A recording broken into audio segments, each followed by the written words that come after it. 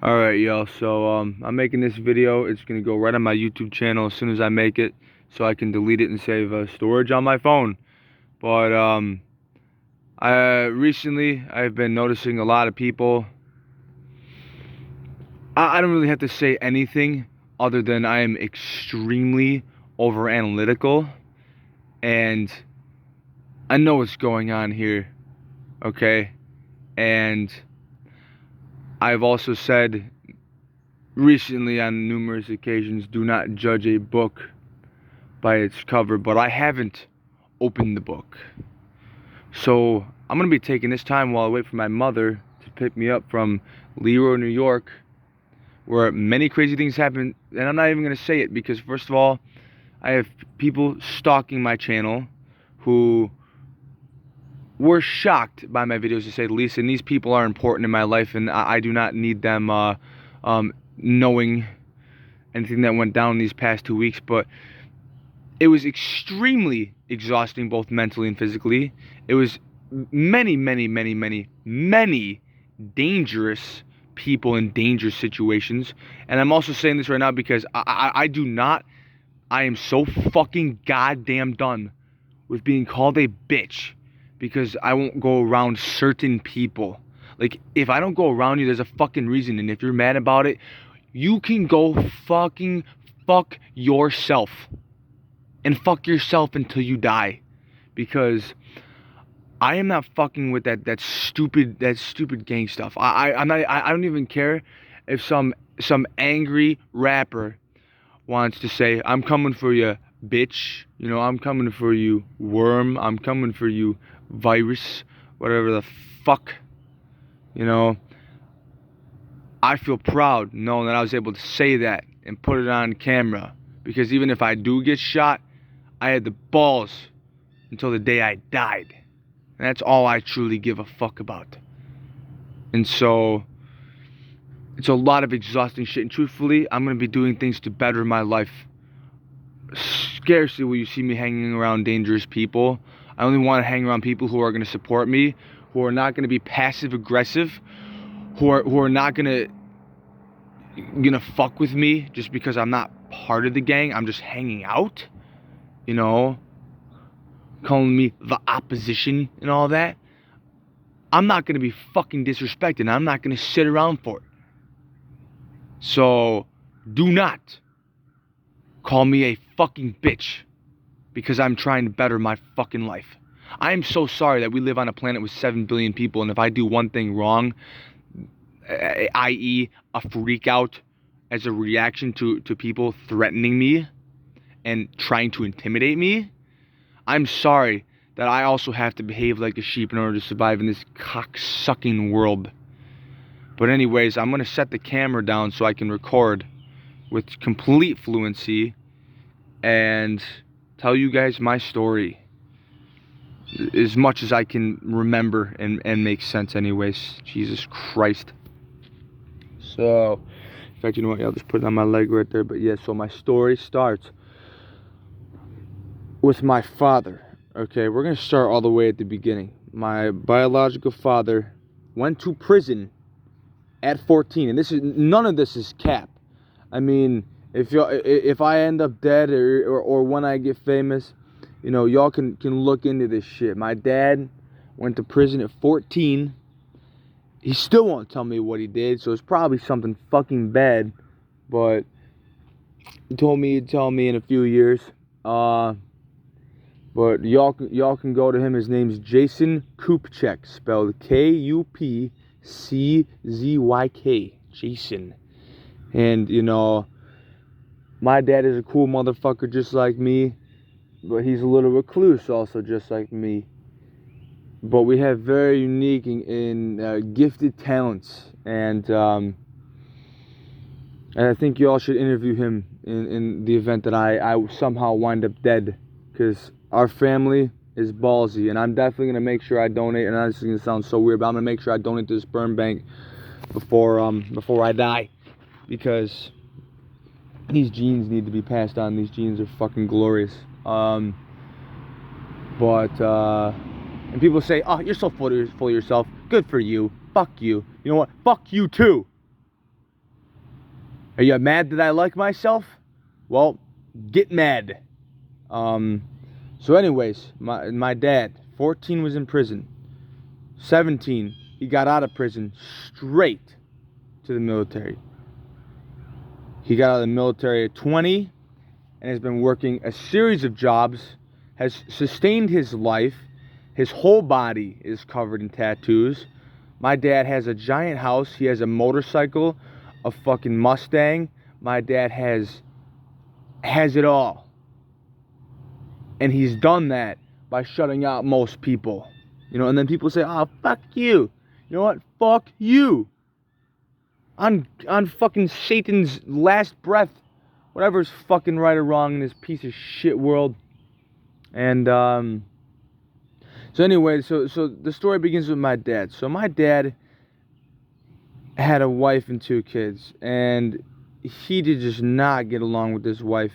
I mean, when I first talked to my biological dad in 2018, and this is now 2021, he called her, quote, a cunt.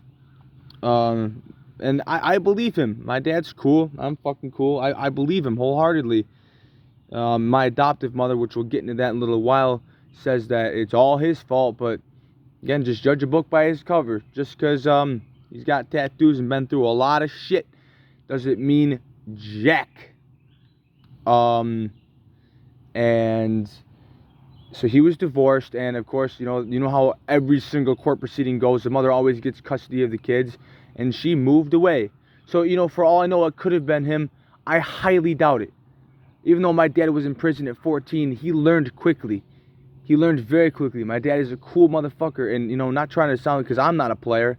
I'm straight as fuck, just like my dad. All the relationships I've been in, I have stayed faithful. Either they were ended by the other person, or I was cheated on. And I've only had sex inside relationships. I have 7 bodies, and they're all for my relationships. I don't believe in breaking up relationships for sexual benefit, and I do not go out of my... I'm not a whore. I'm not a whore, and that can apply to man and woman. Fucking labels are so fucking stupid, bro. So fucking dumb. And, so my dad ended up meeting my biological mother, which she had already had 2 kids with the father of my half-sisters, who was in prison at the time. And of course, my dad fucking screwed her. And what's crazy is my dad still talks to Michael Morgan Sr., which is the father of my half-sisters. And then after, and then that's where my adoptive mother comes in. And she was a decent mom, but she was very degrading. I mean, the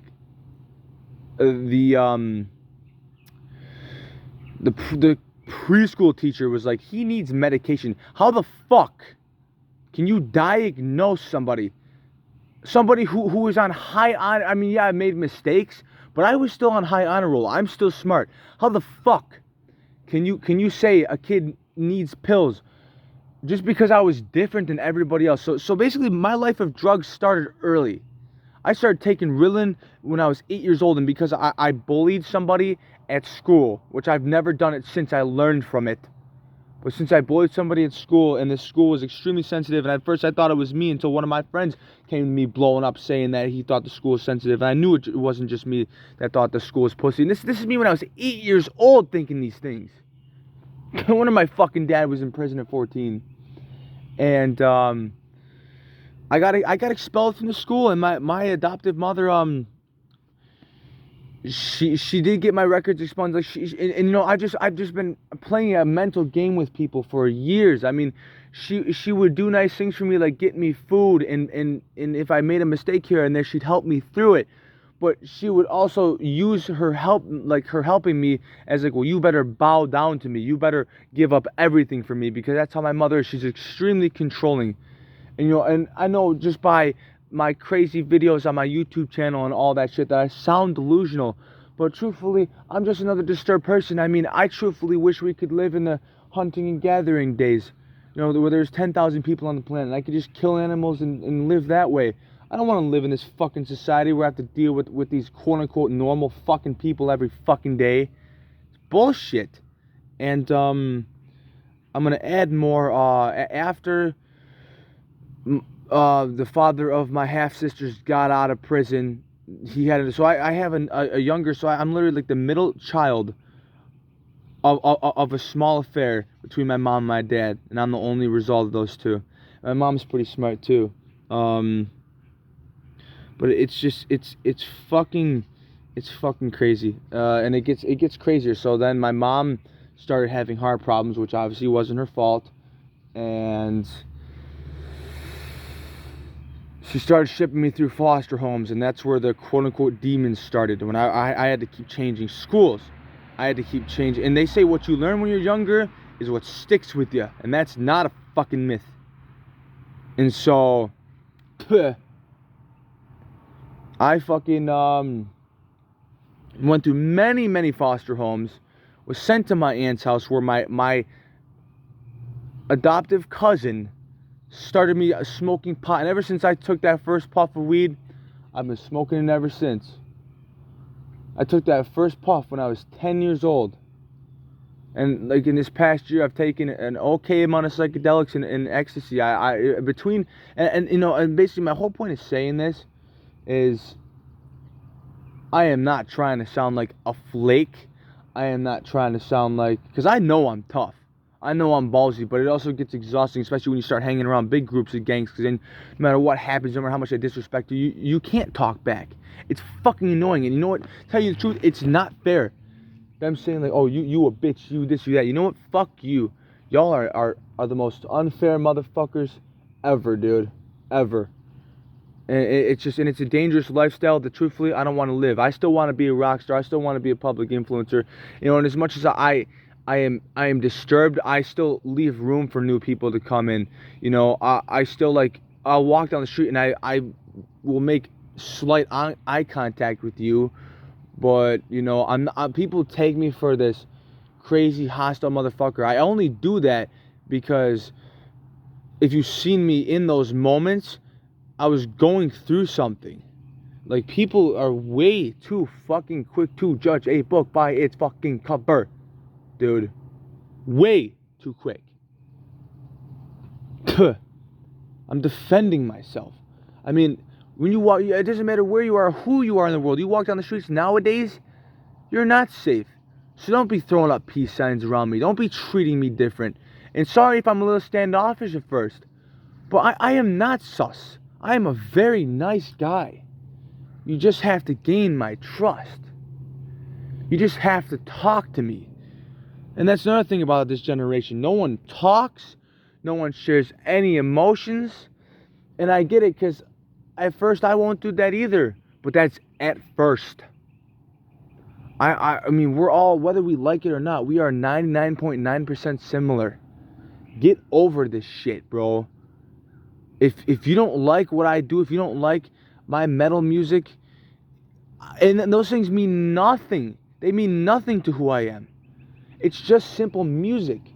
I mean, yeah, I will listen to Gigi Allen here and there, but I'm aware that he's fucked up and that fucking kid's stupid paranoia shit is extremely wrong. People get things so twisted, and I guess it's good that I'm saying it right now so y'all know that. Holy shit, dude. Holy shit. And again, and in some parts of me, again, I love the support. Like, I was seeing all the prom pictures from last night, or whenever the fuck it was recently. Everybody's smiling, everybody's acting crazy, everybody's got the cowboy hats on and the cool sunglasses. I love it, man. I love it, but at the same time, I'm not going to be called, and again, I know I sound like I give a fuck about it, but I really don't. But I'm just putting it out there in an event that I get shot by a gang, for just being me. You know what I mean? I'm getting it out there that that is not a lifestyle that I want to lead. So yeah, and I got suspended many times, but so did a lot of my friends. I mean, we were just the outcasts, and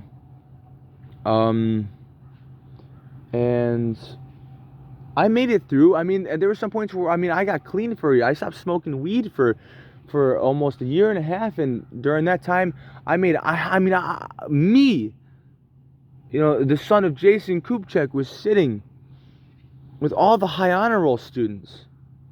I mean, that was a gift come true. And the funny part is when I got inducted, my induction letter, I wrote that while I was stoned. I fucking wrote that while I was stoned. So, and I'm gonna put another thing out there. I am not. I really, really, really think probably in my entire lifetime we won't even see it. It'll just keep getting more and more sensitive. But you know what? I really think YouTube should stop demonetizing people for telling crime story times, which, for the most part, I'm not gonna say which ones are true and which ones aren't. Truthfully, they're all true, but I don't care. You can take me to court and play the same footage right now. All the stories on my channel are true. I'm just, I was gonna try and cover it up, but truthfully, I am not proud of it, but I am amazed at my ballsiness to talk about it and be able to not only talk about the good things that I've done, because I've helped a fuck ton of people, whether you think I have or not. I've helped people. So I like to talk about both sides. I don't like to sugarcoat my bad sides. And truthfully, those adventures, some of them were fun, taking the acid and doing that. So I'm not ashamed. But yeah, I kind of forgot what I was saying. What I was getting into. But you get the gist, Oh yeah. I'm sorry. Yeah, I was in high honor roll. I mean, I had a 95 average, and I was in AP classes that year. Like, I have the smarts. It's just this fucking society, and I have a little bit of anxiety. I mean, don't we all have our struggles? Like, can we all just get along? Can't you stop treating me like an alien? I mean, I understand I put alien emojis because I am very, very, very different than everybody else in a very damn good way, but at the same time, I don't want to be treated like a creep and an asshole just because, I'm looking over my back, and I'm walking scary, so people don't fuck with me. Because if I get fucked with, you think I'm scary then? You haven't seen me freak out. I mean, I will legit flip on your ass. I will lose my shit if you try fucking with me. And I can take jokes. I love jokes, bro. I love if you can joke around. But make sure at the end of the day, you tell me it's a joke, or change up your mannerisms so I know it's a joke. Because if you don't do that, then don't you go saying it's my fault for the way I fucking reacted to your shit. You know what I mean? But I've gone through a lot of crap, and I can't really say anything because there's people starving across the world. I've had meals, but it just comes down to the fact, and especially when I took psychedelic mushrooms, I have not been very happy ever since. I just have to be honest. I'm not trying to sound like a sad sack, but when I felt my soul leave my body, when I saw the things that I did on that shit, I truthfully think this world is extremely unfair. And truthfully, it comes down to the part of there's too many people on the planet. There would not be hunger problems if there wasn't so many people and there wasn't so many stuck up Americans that just love to hold Africans' heads under the water, and hey, hello, you know what I mean? I'm just ranting. But you get the idea, I really, really, really wish that I could live in a time where there was less people on the planet and just more things to be discovered and less drama, less fakeness, less bullshit.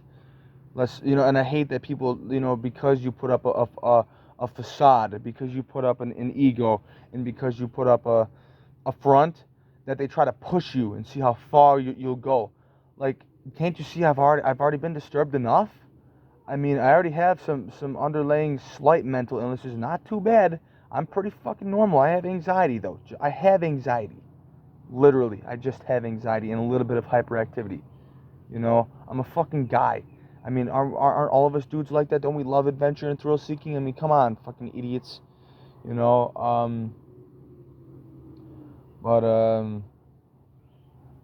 with that being said, it's just like, just stop.